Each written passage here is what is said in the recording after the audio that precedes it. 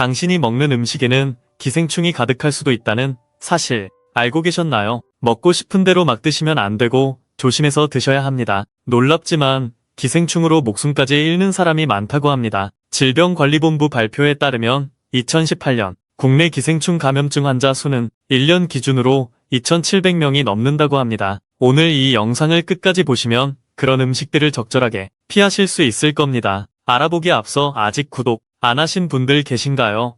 지금 바로 구독과 좋아요 꾹 눌러주세요. 영상 제작에 큰 힘이 되니 꼭 부탁드립니다. 기생충 종류는 다양한데요. 오늘은 우리 주변에 흔히 있는 음식들 중 기생충 감염을 일으키는 음식들은 어떤 것이 있는지 알아보겠습니다. 첫 번째는 민물고기와 민물게장입니다. 먼저 바다에서 잡은 민물고기의 경우 익혀서 먹지 않고 그냥 회로 먹을 시에 간흡충에 감염되기 쉬운데요. 간흡충은 민물 생선을 날로 먹었을 때 체내로 들어와서 담도에 붙어 살면서 염증을 일으키는 기생충을 말하는데, 이 염증이 오래 지속되면 담도암으로 진행할 수 있습니다. 간흡충에 감염된 사람들은 피로나 식욕부진, 메스꺼움, 복부 불쾌감, 상복부 통증, 설사 등의 증상을 보일 수 있습니다. 담도암의 가장 뚜렷한 증상은 황달입니다. 이는 담도가 암으로 막혀서 담즙 배출이 장애되어 피부와 눈이 노랗게 변하는 현상입니다. 세계보건기구 발표에 따르면 담도암 발생 원인 1위가 간흡충이라고 합니다. 담도암 발생 위험을 4.8배 높인다는 말도 있습니다. 보통 간흡충 염증이 오래갈 경우 암이 악화될 수 있는데, 담도암 발생 위험이 높은 환자는 담관낭종이나 C형 간염, 염증성 장질환 등이 있습니다. 조심하셔야 됩니다. 그러니까 민물고기는 회로 먹지 않는 게 좋습니다. 기생충에 감염되는 걸 방지하기 위해서는 무조건 익혀 드시는 게 좋습니다. 간흡충은 간디스토마라고 불리기도 하는데요. 간디스토마의 전국 평균 감염률은 2% 안팎이라고 합니다. 또 페디스토마라고 불리는 폐흡충이 있는데 여기에 감염이 될 수 있습니다. 실제 있었던 일로 경기도의 한 40대 남성이 민물, 게장을 먹고 폐흡충증에 걸려버리고 말았습니다. 기침과 객혈 증상이 나타나서 병원에서 검사를 받았었는데 폐흡충이 기생하고 있었습니다. 그래서 약물 치료를 했는데 증상이 호전되었다고 합니다. 이때 약은 프라지퀀텔라는 약인데 이 약을 먹으면 95% 이상 낫는다고 합니다. 보통 날로 먹거나 더 익혀 먹으면 감염될 수 있는데요. 폐흡충은 사람의 폐 쪽에 머무르게 되는데 폐 1.5에서 2.5cm 크기만한 주머니를 생성해서 그 안 속에서 알을 낳게 됩니다. 일부 폐흡충은 척수나 뇌 조직 등에 자리 잡아서 그중 일부는 척추를 따라서 뇌까지 올라간다고 합니다. 그로 인해서 뇌에 손상을 일으켜서 뇌출혈을 일으킬 수 있다고 합니다. 두 번째는 소의 간입니다. 소의 간을 익혀서 먹지 않고 날 것 그대로 먹으면 건강에 도움이 된다는 옛말이 있습니다. 그렇지만 이건 틀린 말입니다. 옛날에는 소의 간에는 풍부한 영양소가 있고 기생충이 없다고 생각했기 때문에 그런 말이 생겼습니다.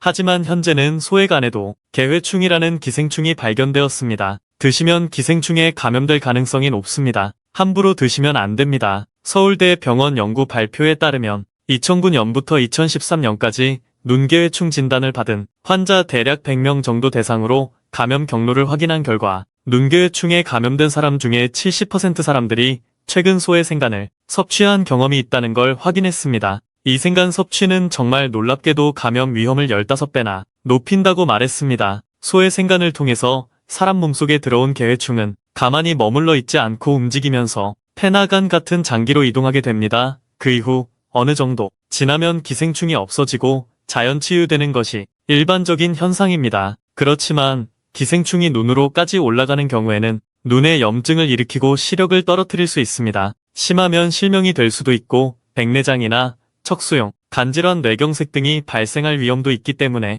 이런 증상이 나타난다면 병원에 가셔서 검사하고 치료받는 게 좋습니다. 이런 부분을 모르시고 약국에서 파는 일반 회충약을 복용하시기도 하는데, 약을 한번 먹는다고 기생충이 죽는다는 보장이 없기 때문에 조심하셔야 합니다. 빨리 사라지지 않아서 약을 5일 이상 복용하시거나 스테로이드를 같이 드셔야 할 수도 있습니다. 병원에 가서 검사를 하면 암으로 보이는 경우도 있는데, 이 경우에는 드물게 항암 치료나 수술을 받는 경우도 있다고 합니다. 그 예로 어떤 한 예능 프로그램에서는 소의 생간을 먹고 개회충에 감염된 남성이 소개된 날이 있었는데, 한쪽 눈이 잘 보이지 않아서 병원에 갔고 몸속에 기생충이 있다는 걸 발견했습니다. 이 기생충은 척수를 통해 몸속을 이동의 신경을 짓눌러서 목숨까지 위태로웠다고 합니다. 심해서 1년에 5번씩 수술을 했고 전신마취와 7번을 수술을 받은 다음에야 기생충에서 벗어날 수 있었다고 합니다. 그러므로 건강을 위해서는 소에 가는 되도록이면 드시지 않는 게 좋습니다. 세 번째는 생선회입니다. 생선은 맛있고 건강에 좋은 음식이지만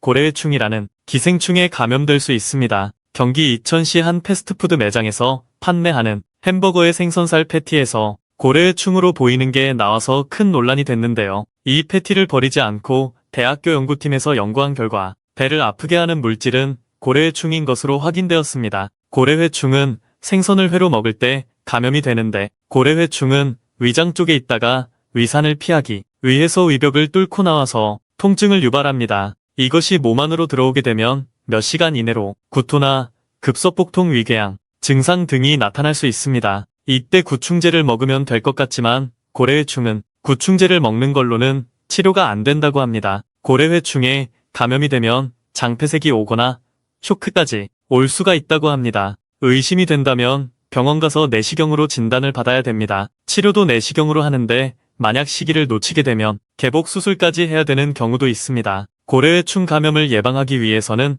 구충제를 먹는 게 좋으며 바다 생선 또한 날로 먹지 않는 게 좋습니다. 이를 보관할 때는 60도 이상 온도에서 1분 이상 가열하면 사멸하게 되고 영하 20도 이하에서 냉동 보관하면 됩니다. 그리고 고래회충에 감염된 생선회를 어떻게 구별할 수 있을까요? 고래회충은 분홍색이나 흰색의 작은 선 모양으로 생선회의 근육이나 표면에 보일 수 있습니다. 하지만 직접 눈으로 판단하기 어려운 경우도 있어서 안전한 생선회를 섭취하거나 구매하는 방법을 알아두는 것이 좋습니다. 안전한 생선회를 사려면 위생적이고 신선한 곳에서 사는 게 좋고 냉장 보관을 잘해야 합니다. 네 번째는 생채소입니다. 한국 사람들은 생채소도 많이 먹는 편인데요. 이런 채소에도 기생충이 묻어 있을 수 있다고 합니다. 식품의약품 쪽에 따르면 국내산 김치에서도 기생충이 검출되었다고 하는데요. 이는 김치를 만들 때 사용한 배추나 무 등의 야채에 기생충이 있었기 때문이라고 합니다. 이에 대해 전문가가 말하기를 야채가 기생충 감염 숙주가 될 수 있다고 합니다. 미나리나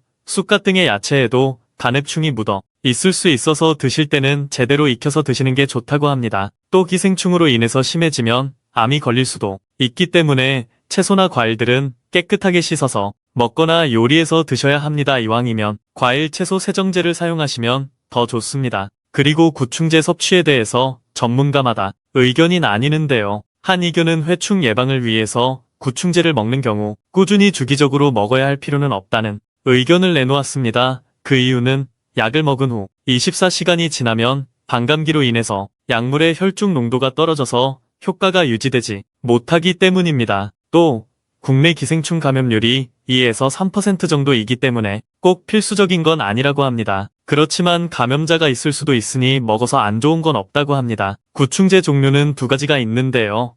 약국에서 판매하는 구충제로는 장내 기생충을 없앨 수 있다고 합니다. 하지만 민물 생선을 날 것 그대로 먹어서 감염이 된 경우에는 약국약으로 안 되고 전문의약품인 프라지칸테를 먹는 게 좋습니다. 전문의약품은 임의로 드시면 안 되고 병원을 방문해서 의사 진단을 받으신 후 처방받아 드셔야 합니다. 이유는 부작용이 발생할 수 있기 때문입니다. 이제 여러분도 제가 소개해드린 음식들은 잊지 마시고 안전하고 건강한 식사를 하셨으면 좋겠고 잘 챙겨 드셔서 건강을 지키셨으면 좋겠습니다. 다음 영상도 유익한 건강 정보로 찾아오도록 하겠습니다. 영상이 좋으셨다면 소중한 사람들에게 공유해주세요.